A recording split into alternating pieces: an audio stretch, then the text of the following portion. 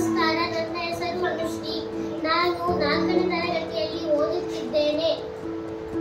ಈ ದಿನ ನಾನು ವರ್ಣಮಾಲೆಯ ಬಗ್ಗೆ ಹೇಳುತ್ತಿದ್ದೇನೆ.